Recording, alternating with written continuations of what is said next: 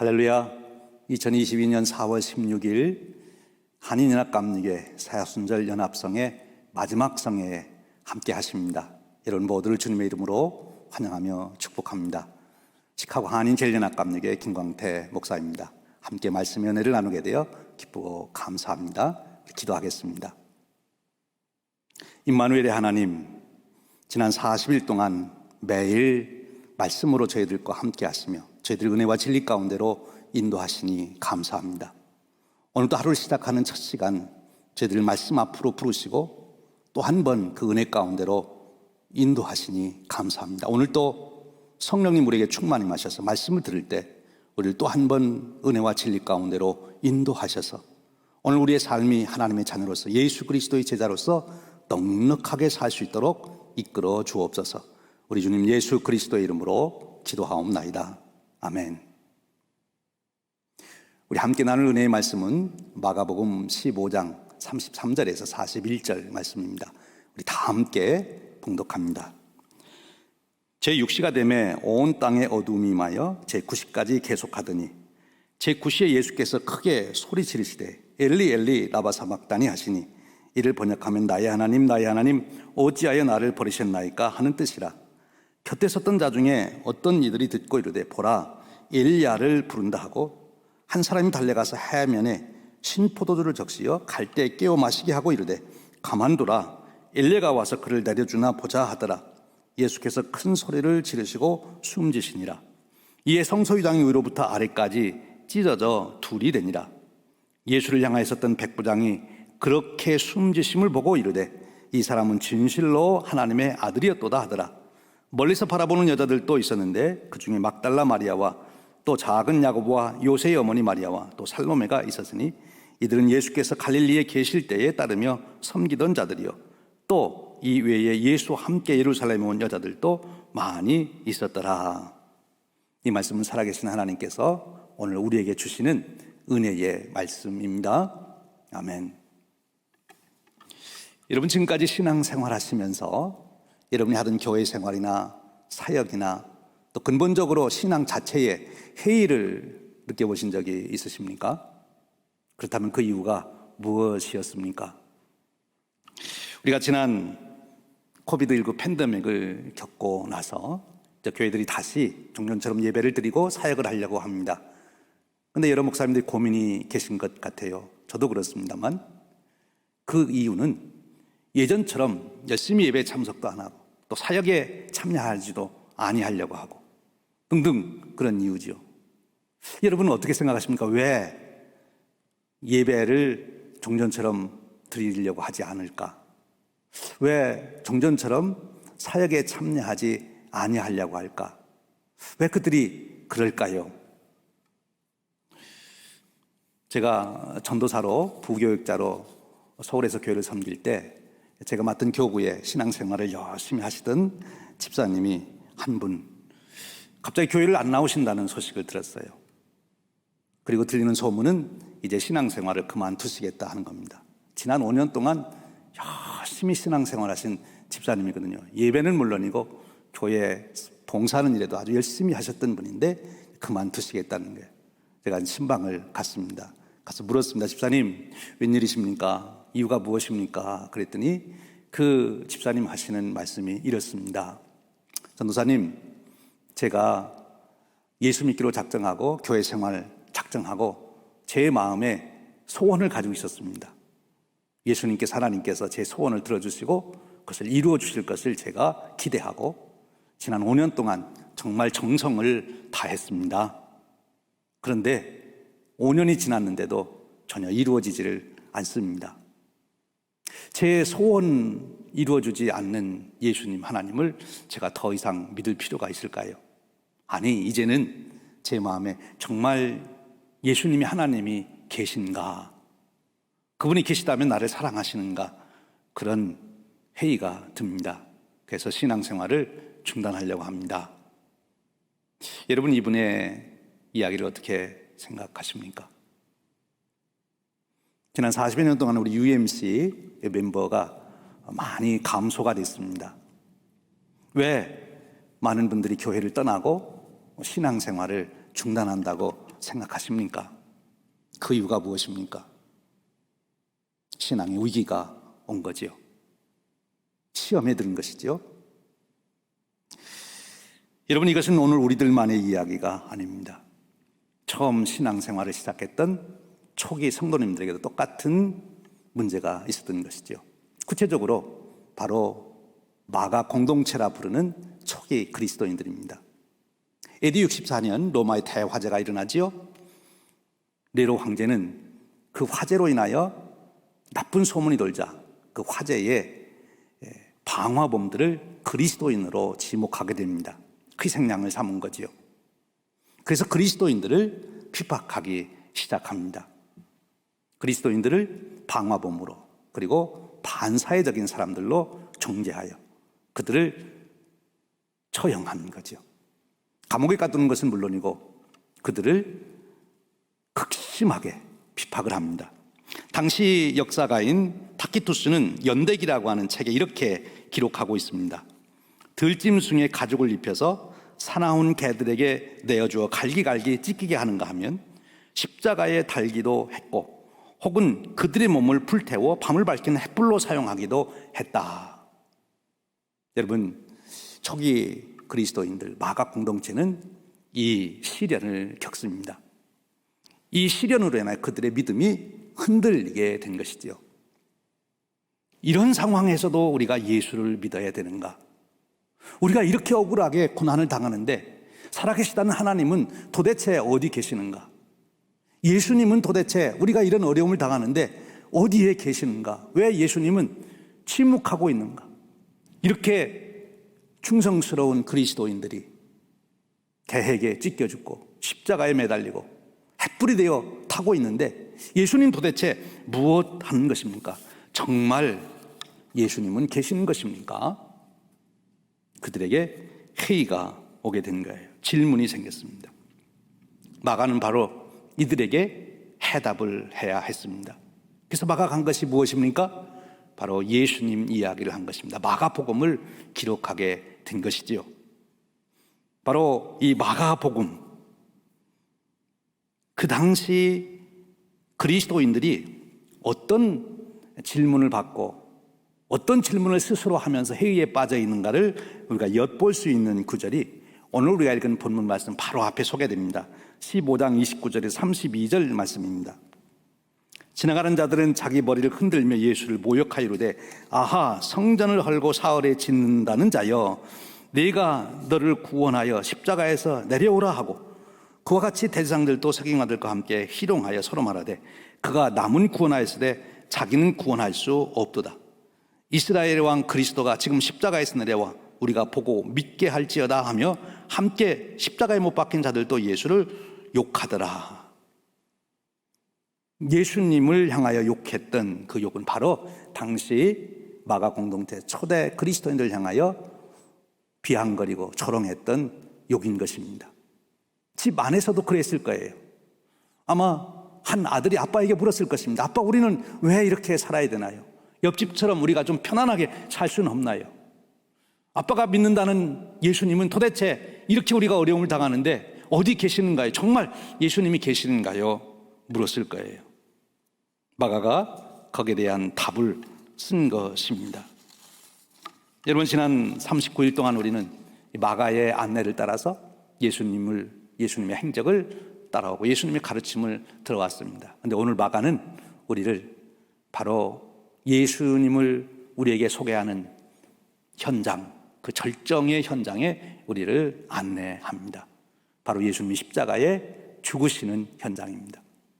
예수님이 십자가에 죽으심으로 사실 예수님은 실패자가 되고 예수님은 망한 자가 되고 도대체 예수님은 이제 그리스도가 될 수가 없고 예수님이 저렇게 십자가에 죽는데 무슨 하나님의 아들이야 라고 말할 수 없는 그 현장으로 우리를 안내합니다. 그리고 그 현장에서 예수는 누구이신지를 명확하게 우리에게 소개하고 있는 것입니다.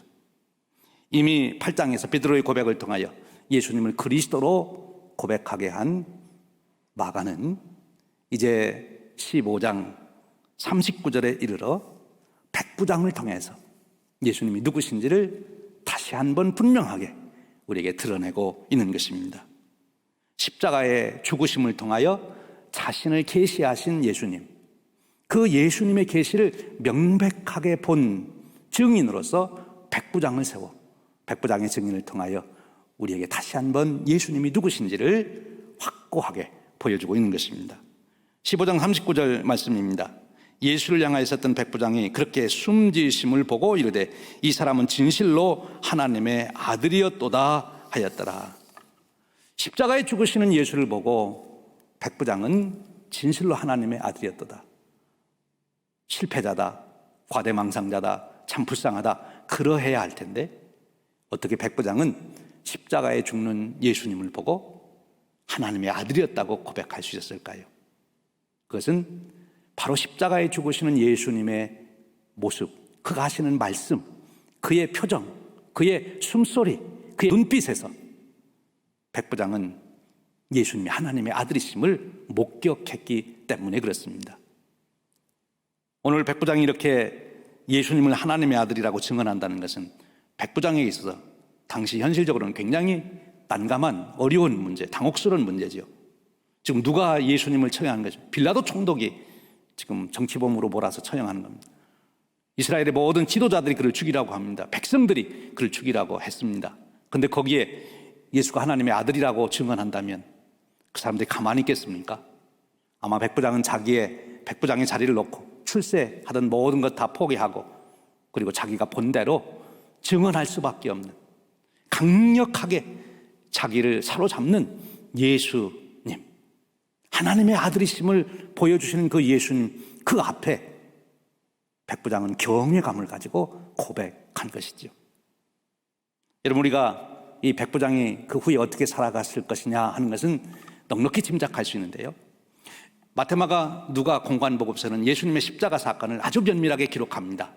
그런데 누가 그렇게 예수님의 십자가의 사건, 예수님의 가상칠언이라든지 예수님이 십자가에 죽어가는 모습을 기록할 수 있었을까요? 베드로가 그것을 보았나요? 아니면 그 당시 누가 그것을 그렇게 보고 기록할 수 있을까요? 제 생각에는 백부장의 증언입니다. 면밀하게 예수님의 죽으심을 살펴보았던 백부장이 후일에 그것을 증언하게 되고 그것을 들은 제자들이 바로 공관복음서를 기록하는 자들이 복음서로 그것을 기록하여 남긴 것이죠. 백부장의 증언입니다. 십자가에 계신 예수님을 면밀하게 살펴본 사람, 유일하게 백부장이었다는 거죠. 그런데 그 백부장은 바로 예수님을 살펴보면서 하나님의 아들 되심을 볼 수 있었어요. 놀라운 계시를 보게 된 것입니다. 놀라운 축복인 것이죠. 그런데 여러분, 이 백부장은 어떻게 십자가에 계신 예수님 속에서 하나님의 아들 되심을 발견할 수 있었을까요? 오늘 우리가 읽은 성경 말씀에는 예수님이 십자가를 지실 때 많은 사람들이 거기 있었습니다. 뚜렷하게 백부장과 대조되는 두 부류의 사람들을 보게 됩니다. 35절 말씀입니다. 곁에 섰던 자 중 어떤 이들이 듣고 이르되 보라 엘리야를 부른다 하고, 이 곁에 섰던 사람들이에요. 곁에 서서 예수님을 바라본 거죠. 곁눈질로 본 거예요. 이 말은 선입견을 가지고 예수님을 보았다는 거예요. 그래서 엘리 엘리 라바 사박단이라고 예수님께서 외치실 때 엘리야를 부른다고 오해를 하지 않습니까? 자기들이 가지고 있는 선입 지식으로 예수님을 해석하는 거죠. 오늘도 많은 사람들이 자기 선입견을 가지고 자기 철학으로, 자기 과학적 지식으로 예수님을 해석하려고 합니다. 곁눈질하는 거죠. 그런 자들은 십자가에 달리신 예수님, 그 모습 속에서 하나님의 아들을 볼 수가 없어요. 처절하게 십자가에 패배하고 죽어간 한 인간만 볼 뿐입니다. 그런데 보십시오, 또 한 부류의 사람들이 있어요. 40절입니다. 멀리서 바라보는 여자들도 있었는데 그들 중에 막달라 마리아와 또 작은 야고보 요새의 어머니 마리아와 또 살로메가 있었으니, 여기 보니까 멀리서 바라보는 여자들입니다. 이들은 예수님을 사랑했던 자들입니다. 갈릴리에서부터 따라온 자들, 예수님이 살아계실 때 충성하고 정말 정석권 예수님을 보필하던 사람들입니다. 오늘날 우리 교회 안에서도 정말 열심히 사역하고 열심히 선한 일을 하고 열심히 활동에 참여하고 정말 충성스럽게 일을 하지요. 앞에서 말씀드린 집사님처럼 정말 5년 동안 정성을 다하는 그런 일을 할 수가 있습니다. 그런데 이들의 약점은 멀리서 예수님을 보았다는 거예요. 멀리서 자기의 감정적인 일시적인 그런 것에만 그들이 매여 있었던 것이죠. 그들도 예수님의 실체를 볼 수 없었어요. 예수님이 하나님의 아들이심을 아직 이들은 보지 못하고 있는 것입니다. 오직 한 사람, 누굽니까? 백부장. 예수님의 십자가의 죽으심을 면밀하게 관찰했던 백부장. 오늘 말씀 표현해 보면 예수님이 예수를 향하여 섰던 백부장, 그렇게 표현하고 있지 않습니까? 그리고 그렇게 숨지심을 보고, 그렇게 숨지셨다는 것은 십자가에서 되어진 모든 과정을 백부장이 면밀하게 보았다는 거예요. 그리고 그는 이 사람은 진실로 하나님의 아들이 되었도다라고 고백하게 된 것입니다. 여러분, 그렇습니다. 우리가 정말 예수님을 바로 하려면 십자가에 달리신 예수님을 보아야 되는 것이고, 십자가에 달리신 예수님 속에서 하나님의 아들 되심을 우리가 발견하려면 십자가에서 예수님께서 하신 모든 말씀, 예수님의 숨소리, 표정, 눈빛까지도 우리가 봐야 한다는 것이죠. 그럴 때 우리는 예수님, 바로 십자가에 달리신 예수님 속에 하나님의 아들 되심을 고백하게 되고, 그분이 하나님의 아들이시라면 그분이 그리스도이신 것은 당연한 것입니다. 바로 오늘 마가 공동체는 이 백부장의 증언을 통해서 다시 한번 믿음을 견고히 붙들게 됩니다. 그리고 그 무서운 박해를 다 이겨내게 되는 것이죠. 사랑하는 여러분, 오늘도 저와 여러분이 이 팬데믹을 이기고 이 문명의 변화 속에서 우리가 여전히 예수 그리스도를 그리스도로, 하나님의 아들로, 나의 구세주로 고백할 수 있는 그 확고한 믿음은 다른 데 있지 않습니다. 십자가에 죽어가시는 예수님을 면밀하게 살펴보는 것이지요. 한 방법을 소개한다면 그 예수님을 살펴보기 위해서 예수님이 십자가에 사신 말씀을 면밀하게 묵상하는 것입니다. 예수님이 십자가에 달리신 모습을, 또 달려서 진행되는 일들을 예언된 말씀과 함께 맞추어 보는 것이지요. 예수님을 깊이 묵상하는 거예요. 여러분, 진젠돌프라고 하는 분은 예수님 초상화가 그려진 그림을 보면서 예수님을 깊이 깨닫게 되지 않습니까?